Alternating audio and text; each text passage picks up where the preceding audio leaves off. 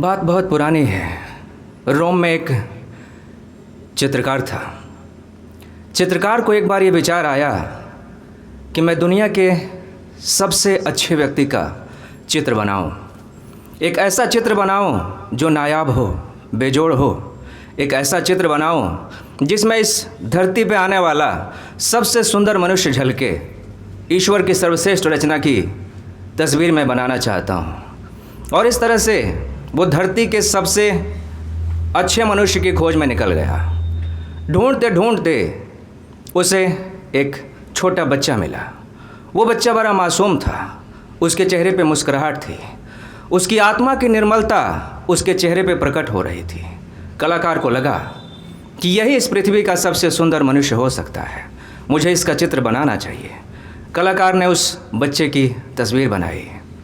वो तस्वीर बहुत बिकी। वो तस्वीर इतनी बिकी कि कुछ ही वर्षों में वो कलाकार धनवान हो गया। वर्ष बीते। कुछ 15 वर्षों बाद उस कलाकार को एक बार फिर यह ध्यान आया कि मैंने दुनिया के सबसे अच्छे आदमी की तस्वीर तो बना दी, लेकिन दुनिया में सिर्फ अच्छे आदमी ही तो नहीं होते, दुनिया में बुरे लोग भी तो होते हैं। तो क्यों ना मैं दुनिया के सबसे बुरे आदमी की तस्वीर भी बना दूं, ताकि मेरी रचनाएं पूरी हो जाएं। तो ऐसा सोचकर वो अब दुनिया के सबसे बुरे व्यक्ति की तलाश में निकला। घूमते घूमते जितने जेल थे, जितनी बुरी जगहें थी, सब उसने छान मारी।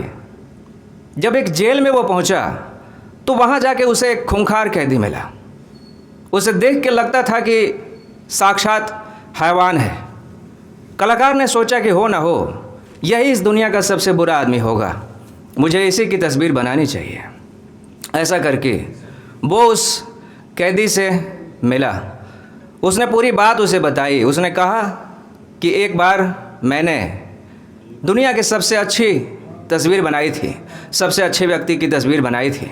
यह है वो तस्वीर, और तुम्हें देखकर ऐसा लगता है कि तुम इस दुनिया के सबसे बुरे आदमी हो, तो मैं तुम्हारी भी एक तस्वीर बनाना चाहता हूँ। उस कैदी ने जब वो तस्वीर देखी तो उसकी आंखों से आंसू छलक आए।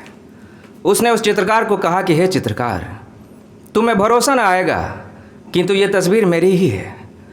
15 साल पहले तुमने जिस बच्चे की तस्वीर बनाई थी वो बच्चा मैं ही था, लेकिन देखो आज मैं कहाँ हूँ। चित्रकार को भरोसा ना आया होगा, किंतु ये बात सच है।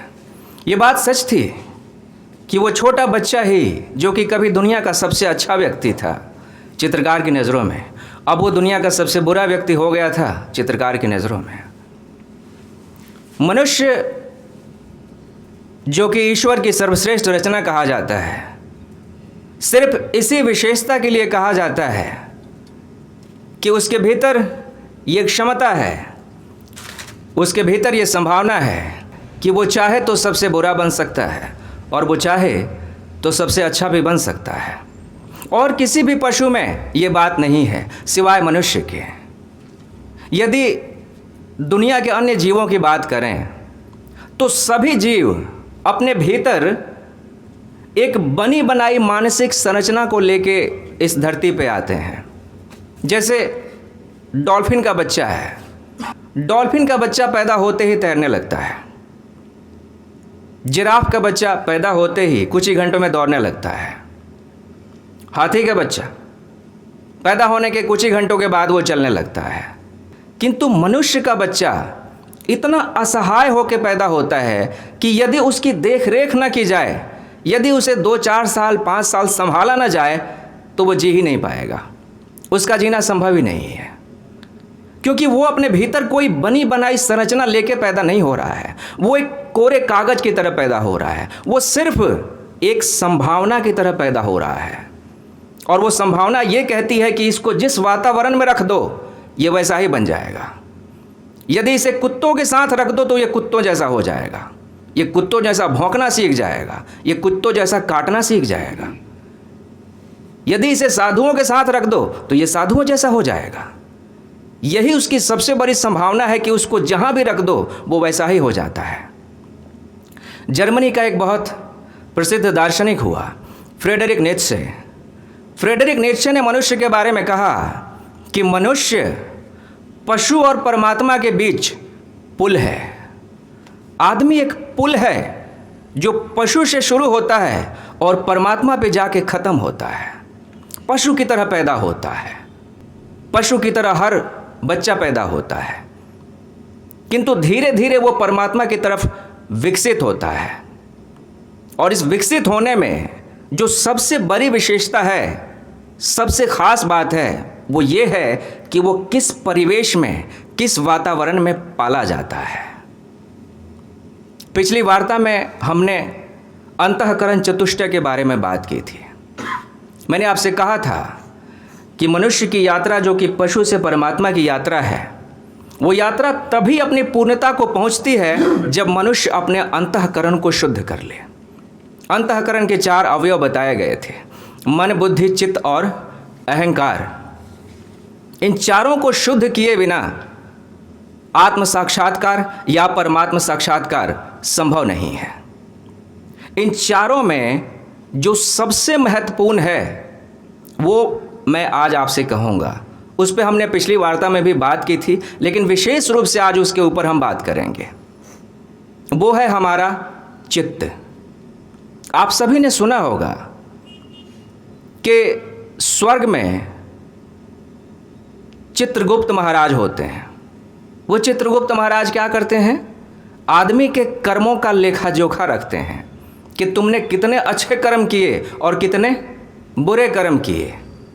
जैसे कर्म किए उसके हिसाब से आगे की यात्रा चलेगी। अगर बहुत अच्छे कर्म किए तो अच्छी योनि दे दी जाएगी, अगर बहुत बुरे कर्म किए तो बुरी योनि दे दी जाएगी। नाप तोल के देखा जाएगा कि अच्छे कर्मों का पलड़ा भारी हो रहा है या बुरे कर्मों का। तो अब ये चित्रगुप्त महाराज कौन है? समझदार कहते हैं कि सारे लोक और सारे भुवन जो है वो मनुष्य के शरीर में है। स्वर्ग और नरक भी मनुष्य के शरीर में है। तो जब स्वर्ग और नरक भी मनुष्य के शरीर में ही है तो ये चित्रगुप्त महाराज भी कहीं ना कहीं शरीर में ही होंगे। कहाँ हैं ये?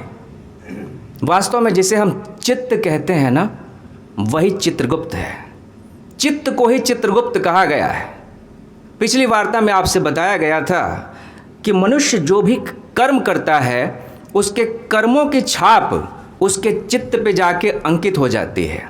उसे हम संस्कार कहते हैं, इम्प्रेशंस कहते हैं। तो जिस तरह के कर्म भी मनुष्य करता है उस तरह की छाप उसके चित्त पे अंकित होती जाती है। अब आप समझिए यहाँ से कि अब तक आपने जितने भी कर्म किए हैं जीवन में, अच्छे कर्म किए हैं, बुरे कर्म किए हैं, भले किए हैं या जो भी किया है, सबकी छाप, सबके संस्कार कहाँ बैठे हैं? आपके चित्त पे ही बैठे हुए हैं। तो चित्त पे जो संस्कार बैठे हुए हैं वो संस्कार निरंतर आपकी बुद्धि को प्रभावित करते हैं।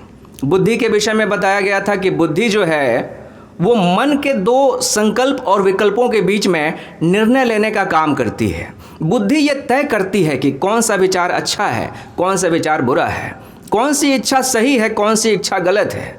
बुद्धि तय करती है, उसके बाद आप उस विचार पे क्रिया करते हैं, अपने कर्म को संपादित करते हैं। लेकिन फिर बात यह है कि बुद्धि निष्पक्ष नहीं है। बुद्धि प्रभावित होती है चित्त पे पड़े हुए संस्कारों से। यदि आपके चित्त पे बुरे संस्कार अधिक इकट्ठे हो गए हैं तो इसका मतलब है कि आपकी बुद्धि अब बुराई के पक्ष में पक्षपात करेगी। अब जब भी आप कर्म करने जाएंगे तो आपके चित्त के वो बुरे संस्कार आपकी बुद्धि को बुराई की तरफ झुका लेंगे। उदाहरण के लिए समझिए कि एक शराबी है। जब पहली बार वो शराब पीने जाता है तो उसकी बुद्धि कहती है कि शराब बुरी है, मत पियो, नहीं पीना चाहिए। लेकिन मान लीजिए कि किसी कारण से, मित्रों के दबाव में या किसी भी कारण से उसने उस दिन शराब पी ली, तो पहली बार शराब पीने की जो छाप है, जो इम्प्रेशन है, वो उसके चित्त पे अंकित हो गई। दूसरे दिन यदि वो शराब पीने जाएगा तो दूसरे दिन भी बुद्धि मना करेगी, लेकिन दूसरे दिन बुद्धि की आवाज़ उतनी मजबूत नहीं होगी जितनी कि पहले दिन थी, क्योंकि पहले दिन उसने बुद्धि को हरा दिया है। तो दूसरे दिन बुद्धि की आवाज़ थोड़ी कमज़ोर होगी। उस दिन भी उसने शराब पी, तीसरे दिन वो शराब पीने गया तीसरे दिन भी बुद्धि मना करेगी, लेकिन उस दिन बुद्धि की आवाज़ और कमज़ोर पड़ जाएगी। इस तरह से लगातार वो 10 दिन अगर शराब पी ले तो 10 दिनों में ये होगा कि बुद्धि धीरे धीरे धीरे धीरे धीरे धीरे कमज़ोर पड़ती चली जाएगी, क्योंकि चित्त पे शराब पीने के जो संस्कार हैं वो मजबूत होते चले जा रहे हैं।